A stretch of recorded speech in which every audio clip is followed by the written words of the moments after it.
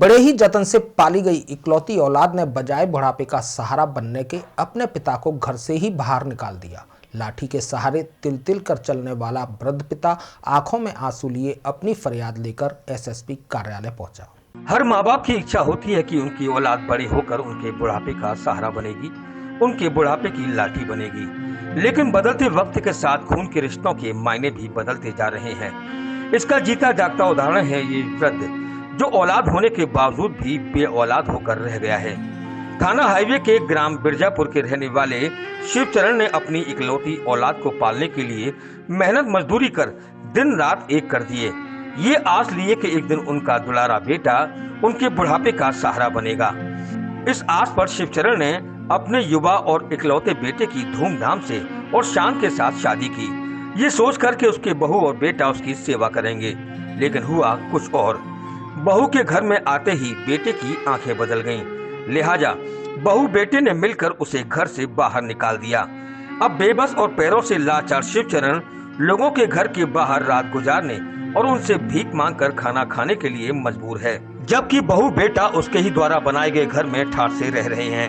शिवचरण ने अपने गुजारा भत्ता के लिए अदालत की शरण ली तो बेटे ने ही उसके साथ मारपीट कर डाली।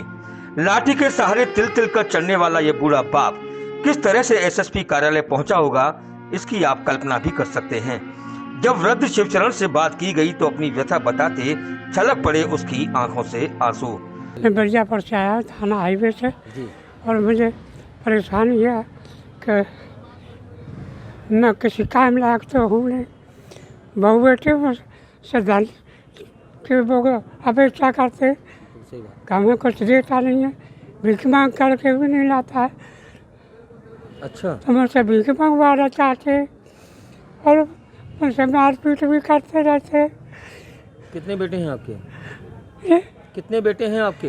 बेटा कर लिए कि नाती है मेरे 4। बड़ा नाती 20 साल का है, छोटा जो 16 साल का है और 2 जो हैं ऐसे 6-7 साल के हैं। तो कोई मदद नहीं करता आपकी? बेटा भी आपका कोई नहीं। क्या कहता है बेटा? मुझे जान से मारने की कोशिश की जा रही है।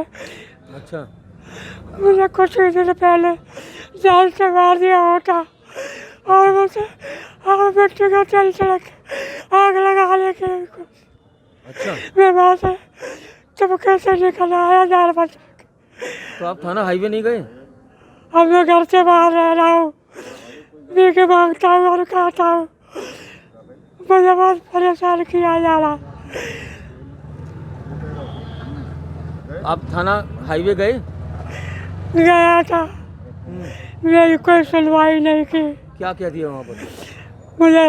मैं दरोगा जी के नाम से जान नहीं पाया हूँ, लेकिन मुझे उल्टा उन्होंने पहला फुसला करके और धमकी दे करके भगा दिया कि तेरा बेटा ही है, हमारा तो क्या हुआ, हम इसमें क्या से कर सकते हैं, तू जाने तेरा बेटा जाने।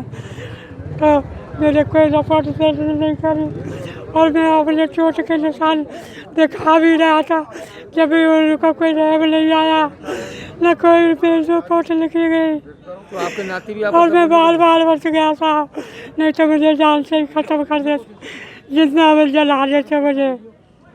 अच्छा, नाती भी आपकी मदद नहीं करते?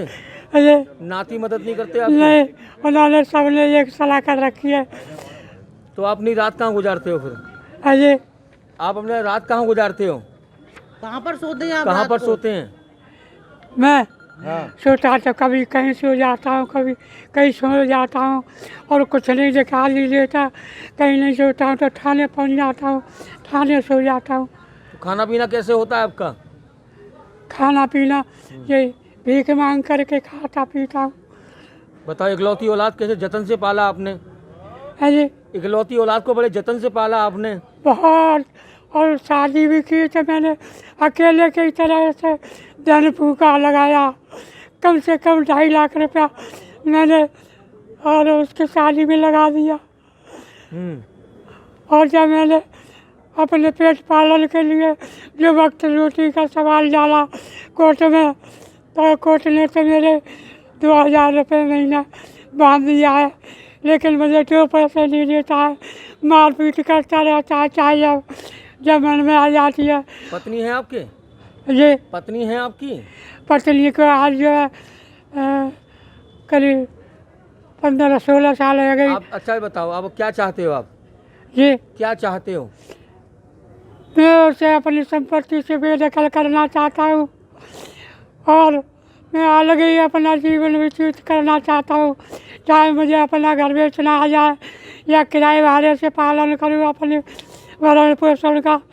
वृद्ध की दास्तान सुनकर वाई न्यूज की पहल पर सीओ रिफाइनरी अभिषेक तिवारी ने बेटे के विरुद्ध सख्त कार्रवाई के निर्देश दिए हैं।